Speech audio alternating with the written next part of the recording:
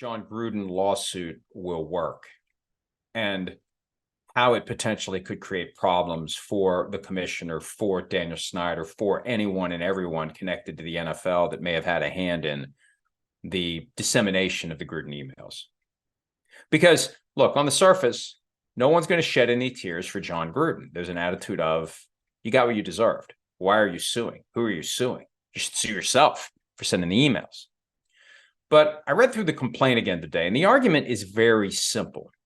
If you're willing to just ignore the repugnant nature of the emails and understand how they came to be disseminated to the media, you have 650,000 emails that were collected as part of an investigation that only occurred because of workplace misconduct issues in the Washington Commanders organization that got the attention of the league, resulted in the Beth Wilkinson investigation. That's where these emails come from, the original Beth Wilkinson investigation. So you got 650,000 of them. And Bruce Allen, the former Commanders president, telling Gruden that it would end things for a lot of people, for everyone, if those emails were fully released. So you've got 650,000 secret emails. Why do a handful of them end up being selected, sent to the league, sent to the media, and then Jon Gruden's out? His argument is someone deliberately took me out. Someone weaponized these emails with the goal of getting rid of me. And his claims are consistent with what came out in the ESPN story from earlier this week, the idea that, and this is part of the ESPN reporting, Roger Goodell and Jeff Pash, the NFL's general counsel, called Mark Davis, the owner of the Raiders, after the first email came out, the one about DeMaurice Smith, the NFLPA executive director. And they said to Davis, what are you going to do? You got to do something. What are you going to do? And during that conversation, reportedly, Goodell said more emails are going to come out. Davis didn't get the hint.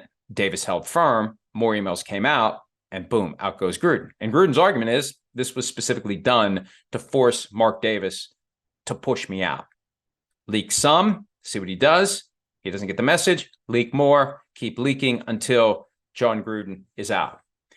The theories, the big theories that caught my attention, this idea of intentional interference with contractual relations. When somebody who's not a party to a contract decides to get involved and result in that contract being terminated prematurely, there's a legal theory that applies there. Tortious interference with business relations.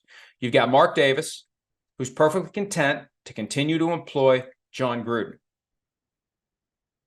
But then you've got someone else who deliberately produces information for dissemination to the media that forces Mark Davis to do something he doesn't want to do.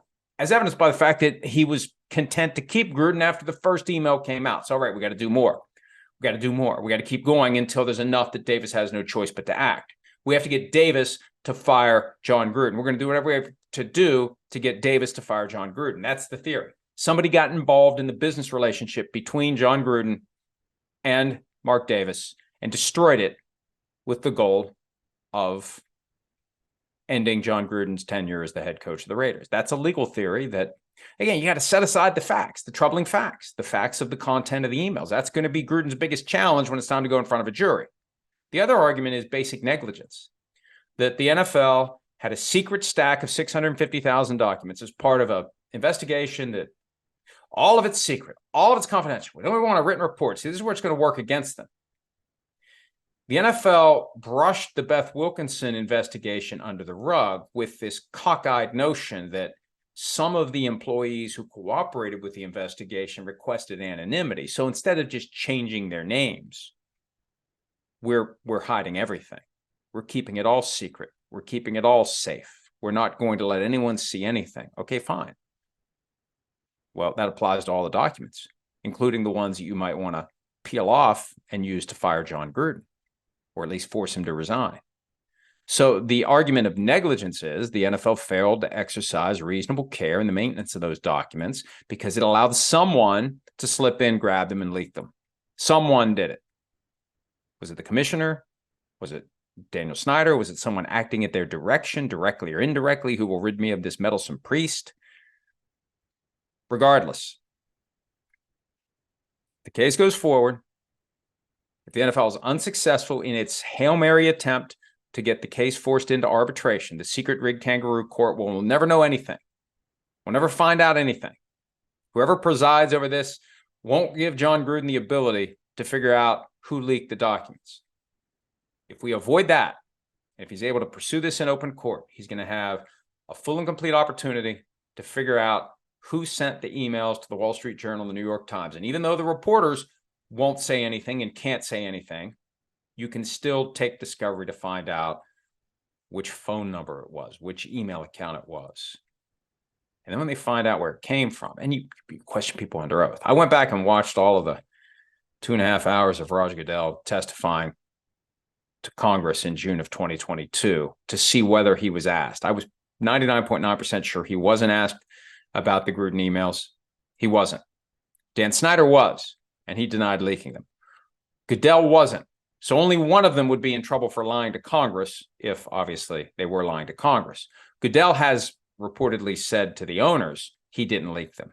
Now, you can get into word games. You can get into the definition of what the word is. And it's one thing to be the one who presses the button. It's another thing to be the one who tells someone else to press the button, or someone else presses the button thinking that's what they were expected to do, even without a direct order to do it. Just kind of a raise of the eyebrows or hand gestures or demeanor or whatever. But we'll find out. We'll find out, hopefully.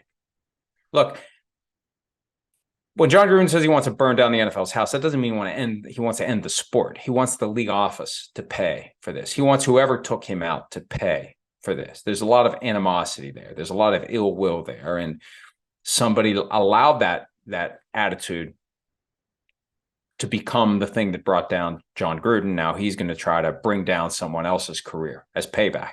And this is a legitimate way for him to pursue it, because he does have legal theories that if they're true, if the allegations are true and can be proven, yeah, you got a problem if you're the NFL, or if you're Daniel Snyder, or if you're whoever it is that took those documents that were supposed to be secret and made them available to the media.